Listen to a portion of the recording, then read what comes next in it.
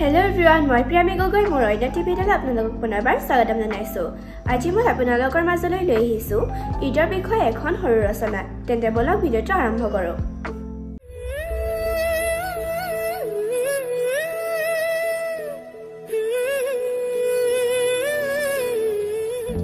ঈদ আৰম্ভণি।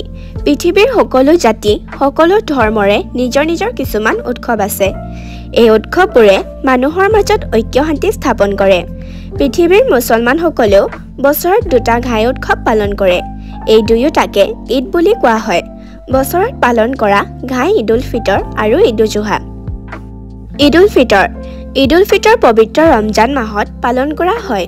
ৰমজান মাহ আৰম্ভ হোৱাৰ দিনৰ পৰা শেষ দিন পৰ্যন্ত ধৰ্মপ্ৰাণ মুছলমানসকলে বেলি ওলোৱাৰ পৰা মাৰ যোৱালৈকে উপবাসে থাকে।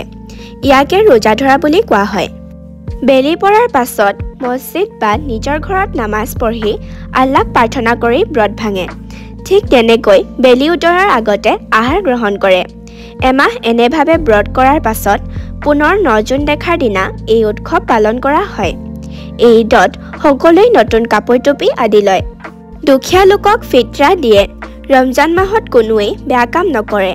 ঈদৰ দিনা ঈদগাহত সকলোৱে নামাজ উপাসনা কৰে। ইজনে সিজনক আলিংগন কৰি ঈদ মুবাৰক জনায়। ভোজ ভাতৰ আয়োজন কৰে। আলহীক মিঠাই দিয়ে আপ্যায়ন কৰা হয়। ঈদ উল জুহা ত্যাগৰ উৎসৱ।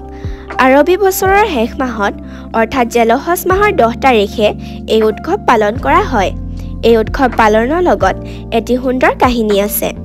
হজৰত ইব্ৰাহিম এজন সাধু লোক আছিল। তেওঁ এবাৰ সপোনত নিৰ্দেশ পালে যে ভগৱানৰ নামত তেওঁ প্ৰিয় বস্তু কুৰবানী কৰিব লাগে।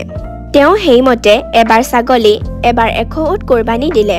পুনৰ নিৰ্দেশ পালে যে তেওঁৰ প্ৰিয় পুত্ৰ ইছমাইলক ভগৱানৰ নামত কুৰবানী কৰিব লাগে। ইব্ৰাহিমে নিজ পুত্ৰ কুৰবানী কৰিলে যদিও কুৰবানী হ'ল এটি দুম্বাহে। এনেকৈ ভগৱানে ইব্ৰাহিমৰ ভক্তিৰ পৰীক্ষা কৰিলে। ইব্ৰাহিমৰ এই মহান ত্যাগৰ কথা স্মৰণ কৰি ঈদ উল জুহা উৎসৱ পালন কৰা হয়। এই উৎসৱৰ পৰা ইছলাম ধৰ্মত কুৰবানী প্ৰথা প্ৰচলন হয়। সামৰণি।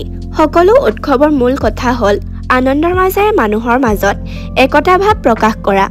দুয়োটা ঈদ উৎসৱেই তাকেই সূচনা কৰিছে। ঈদ উল ফিতৰ উৎসৱত সকলো ধৰ্মৰ লোকেই মুছলমানসকলৰ লগত সহযোগ কৰে। আজিকালি ঈদ সন্মিলন হয়। আজিলৈ ভিডিঅ'টো ইমানেই। ভিডিঅ'টো চাই কেনে পালে কমেণ্ট বক্সত জনাবলৈ নাপাহৰিব। আৰু যদি ভিডিঅ'টো চাই ভাল পালে তেন্তে লাইক আৰু শ্বেয়াৰ কৰি দিব। ধন্যবাদ।